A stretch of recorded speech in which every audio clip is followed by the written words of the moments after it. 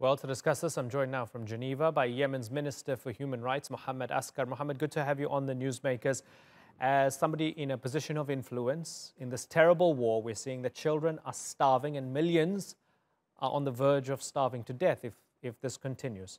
As you try to take the country back from the Houthis and get power back from them along with the Saudi coalition, are you deliberately starving people?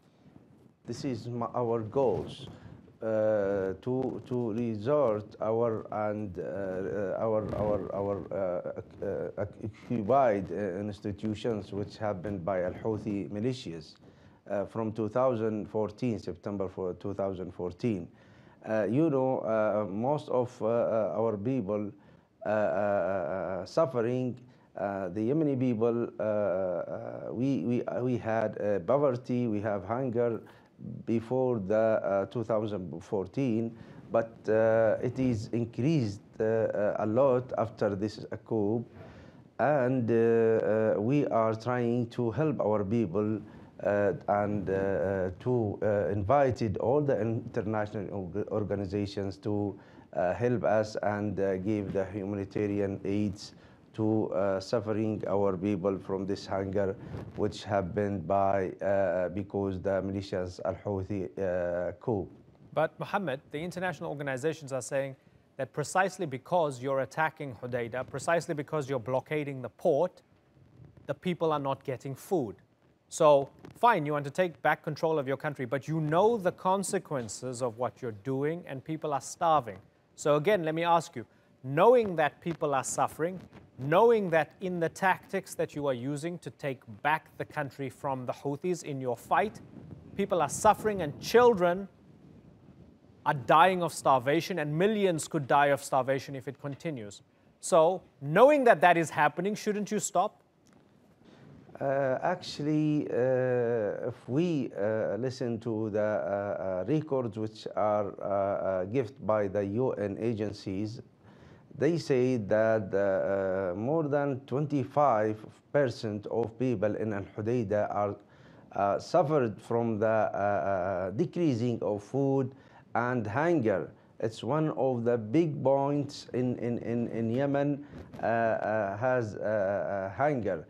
And we're trying to help our people, to save our people from this tragedy.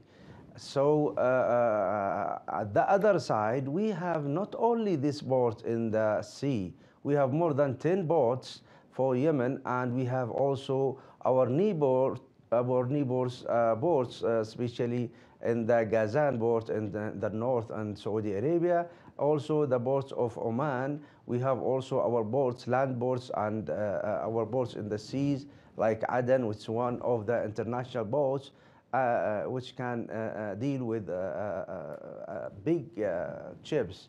So we can access the humanitarian aids to all over the Yemen by many of the boats. But that's not the reality, right? Mohammed, sorry to interrupt you, but that's not the reality. There could be 100 different ports. What we know as a matter of fact is that 80% of food that comes into the country comes through Hudaida. And 2/3 of the population relies on that. So there could be 100 ports, but they're coming through Hudaida. Hudaida is the most strategically important one. I mean, this is well known. So again, if you're attacking and fighting for control of Hudaida, and we're seeing the result of that being that people are starving to death, don't you have some responsibility for those people who are starving to death? Actually, we are responsible for all human beings in the Yemen land and all of our citizens. The question is why the UN or the international organizations are insist to access our humanitarian aids, food, medicines from the Al-Hudaida port. We are, as a Yemen government, we are negotiate many of around negotiations with the UN agencies in order to access and make centralize the humanitarian aids. We have ports. Nobody can, if we close this port, nobody will be die. We have more than 7 ports on the land with Saudi Arabia and Oman. We have more than 9 ports in the seas. So we didn't talk about some country with no way, only one way to the sea. That's what should clear for everybody. We have more than 10 boats from the land and from the seas.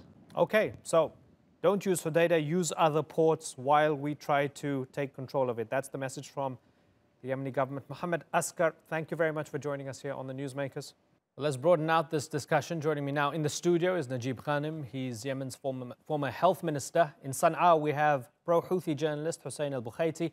From Geneva is Radhya Almutawakel. She's the chairwoman of Mwatana Organization for Human Rights. And completing our panel from Riyadh is Saudi and Gulf Affairs expert Mohamed al Qubaiban. I thank you all for joining us. Radhya, let me start with you. In Geneva, Mohamed Askar, who just spoke to us, the Yemen's Minister for Human Rights, blamed the Houthis for the starvation and said that the international community should look at the other ports in terms of bringing in food aid. They shouldn't just focus on Hudaida. What do you think? Well, I think that both sides are responsible of the starvation in Yemen. Not only Houthis, it's Houthis, and I don't know if both is the right word, it's all.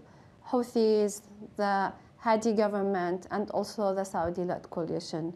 And different levels, but they are all responsible of what's happening to the Yemenis. They are fighting as there's no people in the ground who needs many services to be done to them. You say all of them, and you say at different levels. Who's at the top of the level? Yeah. It doesn't matter when it comes that they all participate in this. But you know that the Saudi coalition, they have more power, so they can control the sea and the air imports in Yemen. And they can control a lot of the humanitarian access. But also Houthis can do a lot in the ground to just make this situation less miserable for civilians, but they don't, and they do have a lot of violations against humanitarian access in the ground as well. And Hadi government, they can be in the ground too, but to do a lot to Yemenis, but they are even not in Yemen to do their job.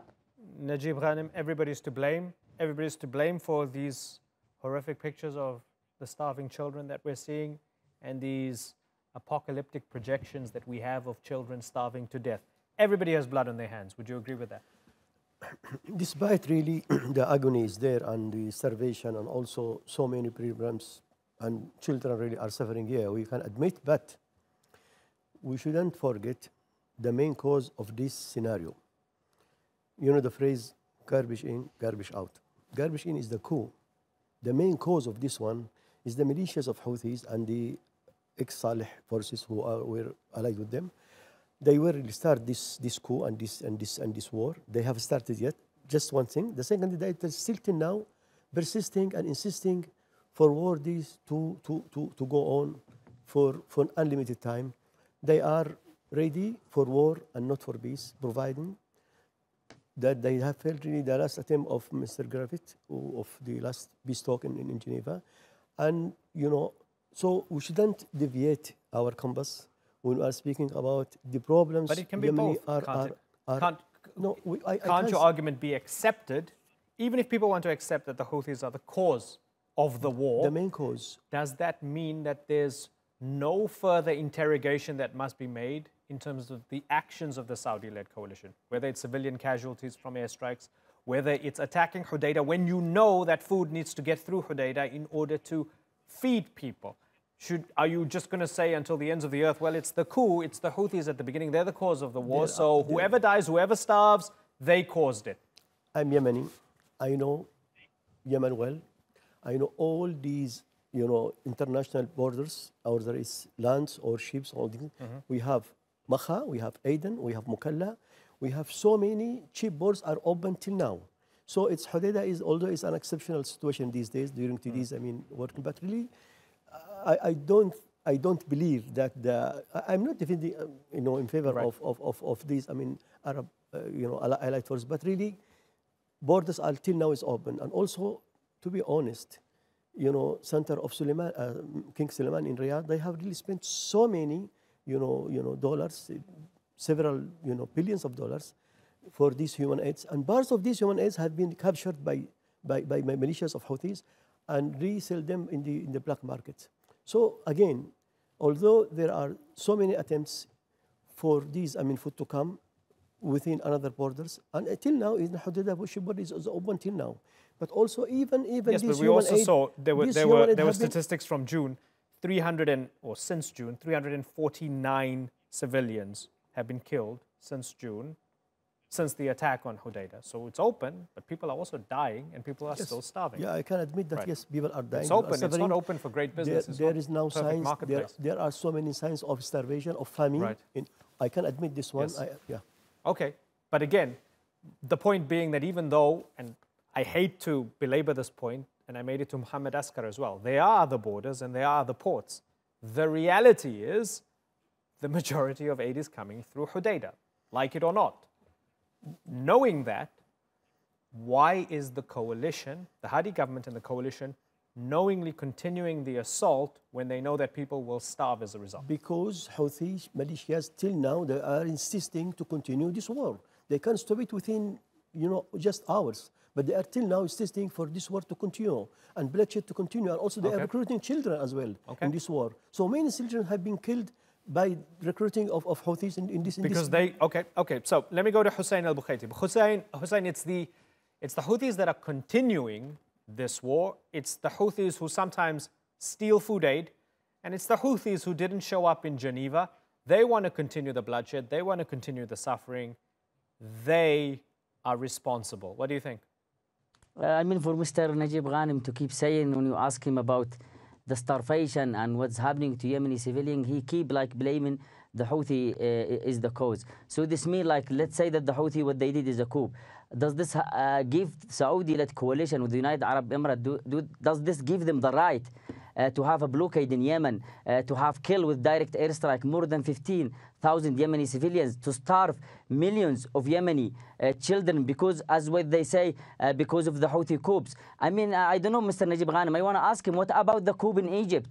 It's supported by Saudi Arabia and by United Arab Emirates and Egypt now, and is one of the main, they are in this so-called Saudi-led coalition. Let's stay away from Egypt, so it's not about it's not about the coup. But let's keep it focused on look, I'm just saying because... Okay, point well made. Fair enough. No, I know, but look, but sometimes, okay. Sometimes you have to give an example, because there's a Saudi-led coalition who have started the war in Yemen on the 26th of March 2015. Now, I will give you as an example. After the assault in Hudaida, and they have cut the main road between Hudaida and Sana'a using a complete carpet bombing, the fuel price have increased. 1 liter of petrol used to cost 350 riyal. Now it costs 1,000 riyal. It's not because of the Houthi. The one who has blocked the road, the one who has actually doesn't want any fuel to come into Yemen, is the Saudi-led coalition. But why they are doing that? They have some people like Mr. Najeeb Ghanem, and they have their so strong media to keep blaming the Houthi. Okay, and this is why we're having a discussion where everybody... Yemen is they want to control the coast of Yemen. And this is why we're having a discussion where everybody has a say. Let me bring in Mohamed al Qubaiban from Saudi Arabia. Mohamed, when you see the report from Save the Children and you read it, and it says that more than 5 million children are in serious danger of dying from starvation in Yemen, and we add to that all the UN statistics, dire predictions, millions of people on the verge of dying of starvation, don't you think to yourself, what on earth are we doing? We need to stop this war. This is too much now. Even if we were right, this is way too much. It needs to end. And honestly, that's what we are seeking for. We don't want this conflict is to continue for forever. We need to terminate. Everybody need to sit around the table, and the coalition did their best, I believe so. The coalition gave enough chances. You know, we're also suffering in Saudi Arabia. We've been bombed, and here we're not discussing the operational issues. Let's talk about the main one, which is the starvation of the kids. Okay, but Mohammed, I think for the sake of clarity, for somebody who comes into this without knowing the context, it's a little bit disingenuous to say we're also suffering in Saudi Arabia, we've been bombed. Yes, there have been Houthi rockets that have been intercepted, that have landed. It's very different to an entire country facing starvation and thousands of people dying. You have to accept that. Sir, if we're discussing operational issues, I will go further with you. But I think your point is valid at the beginning with whoever you talk to, Mr. Hussein or Radhya or Najeeb. But let me clarify here points. And if we get back to the reports, and I think Radhya and Mr. Hussein did not look at what at least happened yesterday back in New York when Mr. Muallimi, which is the Saudi ambassador to the UN, and he talked about how he, let's say how much is the Saudis and the UAE and the Kuwaitis helped the Yemen. But let me come to the main point, sir, here. Why doesn't it reach to the Yemenis people? Why is this happening? Though the Saudis are, through King Salman Center, humanitarian aids, they paid almost, I'm going to say $10.5 billion US, and we are still paying, and we're not saying this is as we're trying to humiliate people. No, sir, that's our side or our part we have to do it.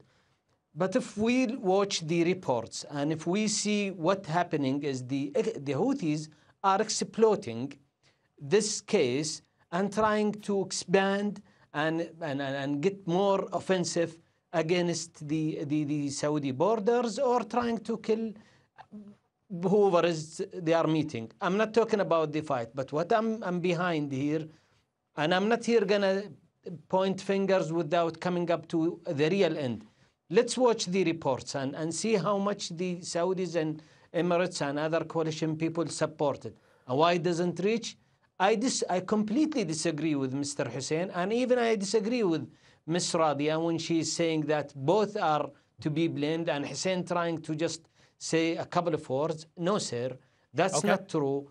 The coalition, we need to stop the war. We need to get back to Yemen to be stable.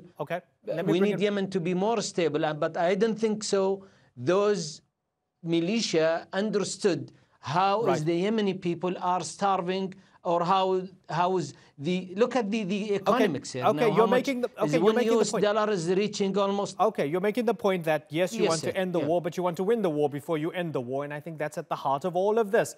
The point I'm making in my question is, clearly, if you're trying to win the war with these tactics and people are starving to death, maybe you need to rethink the tactics. But let's go to Radhya. Radhya, you were name-checked a few times by Mohamed al Qubaiban. He mentioned Saudi Arabia's ambassador to the United Nations, Abdullah al-Muallimi, who gave that speech. One of the things he said in his speech, he said that, let us not forget that the crisis in Yemen is not man-made, but is the work of the Houthis. And again, it's to that point, Radhya, that it's the Houthis who are deliberately igniting the war. It is the Houthis who are deliberately withholding aid from the people. Is it true, in your opinion, Radhya? First of all, now we should know that 22 million of Yemenis are in need of a kind of humanitarian and protection assistance, and this is almost all of us. And humanitarian aid, whether it exists or not, will do nothing in this. It will only fill the gaps. But Yemeni people, they need their lives back. They need to have their jobs back, their salaries back, to continue their lives and not just waiting for other countries to just give them some humanitarian aid. And this is something that all parties to the conflict should know, that none of them can hide behind the violations of others. Houthis cannot hide their violations that cannot be hidden behind the coalition violations. Also, the Saudi and Emirati coalition, their violations will not be hidden behind the Houthi violations. They will all responsible and also Hadi government, and they will be accountable for what they are doing in Yemenis. Now, it's very funny when you just talk about a war where thousands of people are dying and injuring, and they are killed by airstrikes, and then you talk that about humanitarian aid. since September 2018 until September 2019, Mwatana has documented more than 180 airstrikes by the Saudi-led coalition when hundreds of civilians were killed and injured. And then you come and talk about humanitarian aid. And also for Houthis, they want to have the authority, they want to control the ground, but they don't want to pay salaries. They want just blaming the government for not paying salaries. And it is very sad that Hadi government, who present themselves as a government, they are not paying salaries for people who are in the areas that is controlled by Houthis. So they are all punishing people for unnecessary war. Okay, Hussain, let me bring to your attention a couple things. Yemeni foreign minister from Hadi's government saying that Saudi Arabia, the UAE and Kuwait provided half of what Yemen needs, and the gangs of the Houthis stole a large part of them. Let me add to that something I read in the Washington Post. Interesting article because it talks about Aslam in the north, where it says that there are people called Muhammashin who the Houthis don't give food aid to, right? So they talk about the World Food Programme and UNICEF and others working with local officials who are Houthi aligned. And you know what? These local officials tend to take bribes from people for food aid. So there's a lot of people not getting food aid because the Houthis are taking bribes from people who are giving it to their own people. You know, so with all of that in mind, can you accept that the Houthis have a lot to be held to account for as well?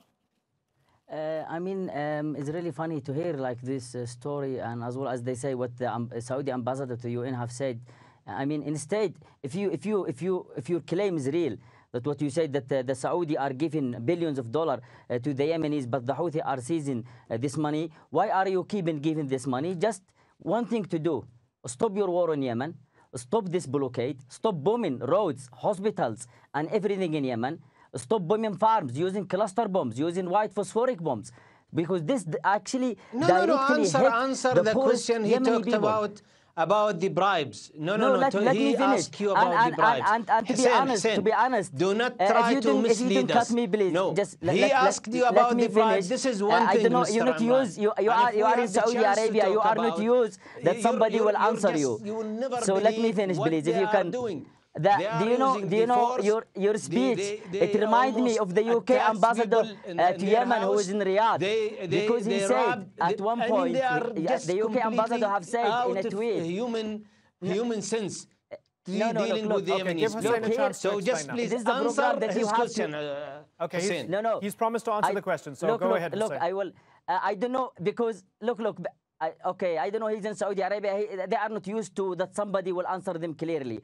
So what he said remind me with the UK ambassador to Yemen who is based in Riyadh. He tweeted like a few months ago, and he said that and he was so happy we have collected 10,000 pounds in UK by some people doing a journey for the embassy, and he said we will give this 10,000 pounds to Yemeni children and Yemeni to Yemeni children. And I just like the United Kingdom has sold 500 times more weapons to the Saudi Arabia and United Arab Emirates to support this war, and now they want just to make it like a publicity stunt. We have collected 10,000 pounds. This is exactly the same what the Saudi ambassador is doing in the United Nations. The new war on poor nation is what's happening now in Yemen. They try to use economy, they try to use famine, they try to use blockade. Just you must read some of the titles. That could all be true. Cholera outbreak since record began. Okay, Hussain, that could all be absolutely true. Yeah.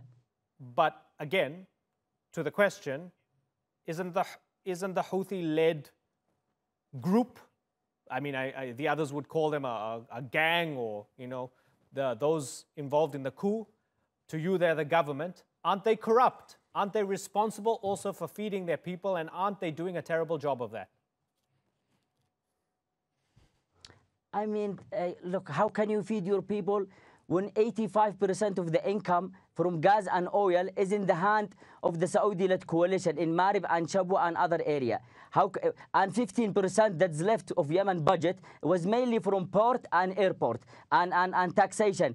There is no port and airport kind of working in Yemen. But even isn't there a greater responsibility not to be corrupt then? So, but look, isn't there a greater responsibility not to take bribes because you have so little to work with? No, look. I will answer you. Maybe if you might be right. Maybe there will be maybe few cases, as you said. I'm not sure, but let's say it's true that someone here or there has taken a bribe. I mean, is those two people who have taken the bribe, have they taken all humanitarian aid that's coming to Yemen that will cost millions of millions? I mean, all the food is not coming, going to one area where someone will give a bribe and take it all. You have Yemen is huge. It's not only in the north. It's not only in Saada. It's not only in one neighborhood. But to leave all what the humanitarian aid and NGOs saying into Yemen, and then to stick with this, that someone has taken a bribe here and there. If they take a bribe, this is the responsibility of the one who has brought this humanitarian aid to that area, because he has to make sure that he will give it to someone, or they have to employ someone that he can give it fairly to Yemeni people. And just one last point. Very briefly, despite that, there are so many people who live in the rural area. They don't depend neither on the Houthi, neither on anybody. They have farms. They have small businesses. Those has been targeted directly by the Saudi-led coalition by carpet bombing north of Yemen, in the west coast of Yemen, because they want to empty all this area so it will be easy for them to occupy. So I hope your guest in Saudi Arabia will answer that. I want to bring in Najeeb. I'm thinking here Hussain is trying to mislead the debates. Now, I'm sorry, Imran, but he threw a point. You interrupted me, so you are the one who's trying to mislead. It's not true. And now, sir. The economy now, if we look at the picture overall in Yemen in the crisis, now yes, the coalition controlled for instance 90% of the grounds.